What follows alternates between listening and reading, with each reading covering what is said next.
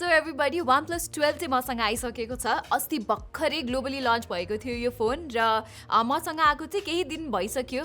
मैले चाहिँ यो फोनमा आफ्नो प्राइमेरी सिम हालेर नै चलाइरहेको छु। इन्डियामा चाहिँ यो फोनको प्राइस 65,000 रुपियाँबाट सुरु हुन्छ र राम्रो कुरा चाहिँ यसपालि OnePlusले 8GB हैन 12GB भेरिएन्टलाई चाहिँ बेस भेरिएन्ट बनाएको छ। सो नेपालमा पनि यो फोनको प्राइस चाहिँ त्यही 1,10,000 1,20,000 जस्तोमा लन्च हुन्छ होला भन्ने मेरो एक्सपेक्टेसन छ। मैले चाहिँ यो फोन स्यामसङको ग्यालेक्सी S24 अल्ट्रा र आइफोन 15 प्रो म्याक्ससँग साइड बाई साइड चलाइरहेको छु र यो पालि चाहिँ OnePlus has done such a good job के OnePlusको फोन्सहरू भन्ने बित्तिकै राम्रो फ्ल्यागशिप पर्फर्मेन्स हुन्छ भनेर त हामीलाई थाहा भएकै कुरा हो। तर क्यामेरा चाहिँ सधैँ एभरेज ठिकठाक मात्र क्यामेरा हुन्थ्यो र अरू धेरै एस्पेक्ट्सहरूमा पनि कम्प्रोमाइज हुन्थ्यो। तर यो पालि चाहिँ I feel like this phone is a complete package. यहाँ OnePlus 12 मा चाहिँ तपाईहरुले त्यति धेरै कम्प्रोमाइज पाउनु हुँदैन एज कम्पेयर टु 2 लाख पर्ने S24 अल्ट्रा और 2,20,000 पर्ने आइफोन 15 प्रो म्याक्स। त्यो जुन एउटा फ्ल्यागशिप फोन र प्रिमियम फोनको बीचमा ग्याप हुन्छ नि त्यो चाहिँ निकै कम छ के यो फोनको केसमा। सुरुमा त अब डिजाइनकै कुरा गरौँ। अब पहिलाको OnePlus 11 र अहिलेको OnePlus 12 को डिजाइन चाहिँ निकै सिमिलर नै छ र इभन स्यामसङ र एप्पललाई हेर्ने हो भने पनि they don't change their designs flagship फोन्सहरुमा, जुन चाहिँ निकै राम्रै कुरा हो भन्छु म। किनभने यस्तो गर्दाखेरि चाहिँ एउटा ब्रान्ड आइडेन्टिटी हुन्छ नि त्यो चाहिँ कायम नै रहन्छ। यहाँ पनि OnePlus 12 मा चाहिँ OnePlusले क्यामेरा मोड्युललाई अलिकति रिफाइन बनाएको छ, फोनको ओभरअल हेफ्टलाई चाहिँ इम्प्रुभ गरेको छ अनि वेट डिस्ट्रिब्युसन पनि राम्रो छ यसपालि। अनि यसपालि चाहिँ OnePlusले अगाडि डिस्प्लेमा गोरिल्ला ग्लास Victus 2 पनि राखिदिएको छ भने पछाडिको ग्लास चाहिँ गोरिल्ला ग्लास 5 ले प्रोटेक्टेड छ। OnePlusले चाहिँ यहाँ यस्तो कर्भ टाइपको डिजाइन पनि दिएको छ which feels much snugly on the hands as compared to स्यामसङको ग्यालेक्सी S24 अल्ट्रा और आइफोन 15 प्रो म्याक्समा भएको बक्सी टाइपको फर्म फ्याक्टर। अब त्यति भन्दै गर्दा OnePlus 12 को डिजाइनमा एउटा मात्र कम्प्रोमाइज भनेको चाहिँ यहाँ IP65 dust and water rating मात्रै छ, जुन चाहिँ IP68 जतिको प्रोटेक्टिभ हुँदैन against dust and water. Splash proof चाहिँ हुन्छ तर द्याट इज इट। सो त्यो चाहिँ मलाई अलिकति मिस आउट भयो जस्तो लाग्यो। तर टु कम्पेन्सेट OnePlusले चाहिँ यहाँ एक्वा टच भन्ने फिचर इन्क्लुड गरेको छ जसको मद्दतबाट चाहिँ यो फोनको डिस्प्लेमा पानी हुँदाखेरि पनि टच रिस्पोन्स चाहिँ राम्रै हुन्छ, टाइपिङहरू चाहिँ मजाले गर्न मिल्छ।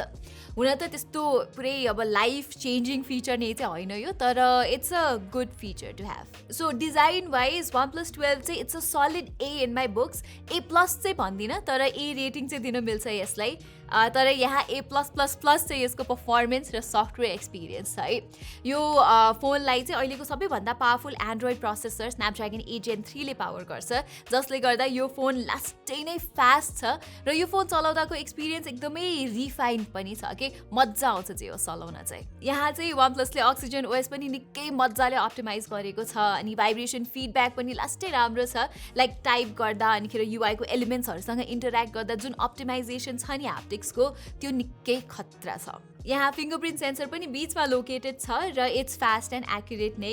अनि मैले अघि नै भन्न बिर्सेछु OnePlus 12 को डिजाइन चाहिँ OnePlus 11 भन्दा अलिकति मोटो चाहिँ छ। त्यो चाहिँ किन हो भन्दा यहाँ 5400 mAh को ब्याट्री इन्क्लुड गरेको छ OnePlusले। युजुअली सबै फ्ल्यागशिप फोन्सहरूमा चाहिँ 5000 mAh को ब्याट्री हुन्छ, तर यहाँ भएको लार्जर ब्याट्रीले चाहिँ मलाई राम्रो इन्ड्योरेन्स दिइरहेछ।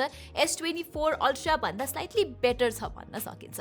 त्यो बाहेक तपाईहरुले चाहिँ यहाँ 100 वाटको चार्जर पनि पाउनुहुन्छ which is included inside the box नै, र we also get 50 वाटको वायरलेस चार्जिङ सपोर्ट पनि, तर त्यो वायरलेस चार्जर चाहिँ तपाईहरुले छुट्टै नै किन्नुपर्ने हुन्छ। अब गेमिङ पर्फर्मेन्सको कुरा गर्नु पर्दाखेरि चाहिँ you can smoothly enjoy PUBG at 90 FPS र गेन्शिन इम्प्याक्ट पनि हाइएस्ट सेटिङ्समा चाहिँ मजाले फरर 60 FPS मा चल्छ र यहाँ एक दुईवटा एडिसनल अरू गेमिङ फिचर्सहरू पनि OnePlusले इन्क्लुड गरेको छ जसले चाहिँ गेमिङ एक्सपिरियन्सलाई अझै बेटर बनाइदिन्छ।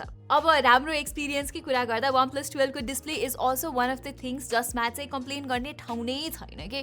भरैभरको सबै फ्ल्यागशिप फिचर्सहरू यहाँ इन्क्लुडेड छ, जस्तै LTPO 4.0 टेकदेखि लिएर HDR10+, डल्बी भिजन, PWM डिमिङ, खतरा कलर क्यालिब्रेसन सबै यो डिस्प्लेमा तपाईँले भएको पाउनुहुन्छ। यहाँ चाहिँ 1600 निट्सको ब्राइटनेस पनि छ which means this display can actually go brighter than स्यामसङको ग्यालेक्सी S24 अल्ट्रा र HDR भिडियोजहरू हेर्दा त 4500 निट्ससम्म जान्छ यसको pick brightness which is just insane। यहाँ डिस्प्लेमा मलाई एउटा मात्रै सानो चित्त नबुझेको कुरा चाहिँ यो कर्भड भएर हो। S24 अल्ट्रा र आइफोन 15 प्रो म्याक्समा चाहिँ फ्ल्याट डिस्प्ले छ। सो कर्भ डिस्प्लेले गर्दा युआई चलाउँदाखेरि गेम खेल्दाखेरि एक्सिडेन्टल टचेसको चान्सेसहरू चाहिँ ती फोन्सहरूमा छैन भने यसमा चाहिँ हुन्छ। अब त्यस्तो ठुलो इस्यु नै चाहिँ होइन, तर आई प्रिफर फ्ल्याट डिस्प्लेस चाहिँ होस्। अब last but not the least OnePlus 12 को क्यामराज पनि OnePlusको अरू फोन्सहरूभन्दा निकै नै इम्प्रुभ भएको मैले फिल गरेको छु। यहाँ चाहिँ OnePlusले आफ्नो महँगो OnePlus ओपनमा भएको क्यामेरा सेटअप दिएको छ with A 50 megapixel primary camera, 48 megapixel ultra wide angle lens र 64 मेगापिक्सलको टेलिफोटो क्यामेरा। मैले चाहिँ OnePlus 12 को क्यामेरालाई S24 अल्ट्रा र आइफोन 15 प्रो म्याक्ससँग साइड बाई साइड कम्पेयर गरिरहेको छु and I must say I am very impressed with OnePlus 12 को क्यामेरा आउटपुट। हेर्नुहोस् न, OnePlus 12 को फोटोहरूमा डिटेल्स र डाइनामिक रेन्ज कस्तो राम्रोसँग म्यानेज गरेको छ OnePlusले।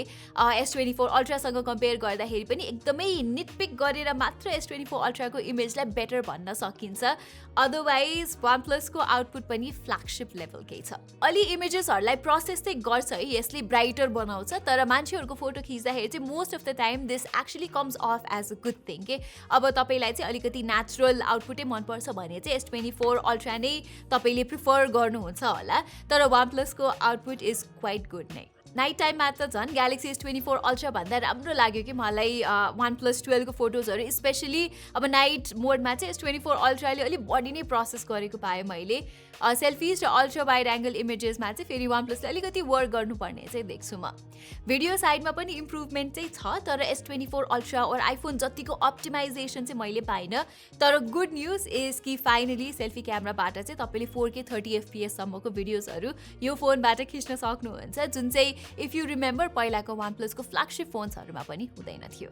सो ओभरअलमा चाहिँ I am really impressed with OnePlus 12 यसपालि चाहिँ। मैले सुरुमा भने जस्तै एउटा फ्ल्यागशिप फोनसँगको त्यो ग्याप हुन्छ नि, OnePlusले एकदमै नै घटाएको छ विथ दिस फोन।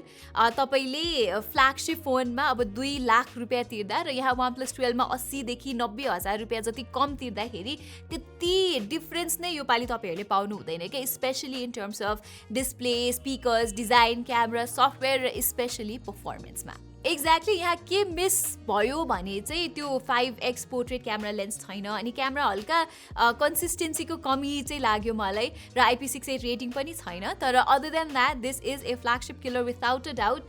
यो फोनलाई चाहिँ अब फ्ल्यागशिप किलर बनाउन एउटा मात्र कुराले रोक्न सक्छ, त्यो भनेको चाहिँ नेपालको प्राइसिङ कस्तो हुन्छ भन्ने हो। र आई होप कि प्राइसिङ मैले एक्सपेक्ट गरेको जस्तै होस् नेपालमा पनि। सो एभ्रीबडी, यही नै थियो मेरो छोटो मिठो इम्प्रेसन्स अफ द न्यू OnePlus 12। तपाईँहरूलाई यस्तै टेक भिडियोज हेर्नमा इन्ट्रेस्ट छ भने चाहिँ don't forget to subscribe to our channel, र वाइल यु आर देयर त्यो बेल आइकन पनि थिचिदिनु होला। यति भन्दै म प्रतिमालाई बिदा दिनुहोस्। धन्यवाद।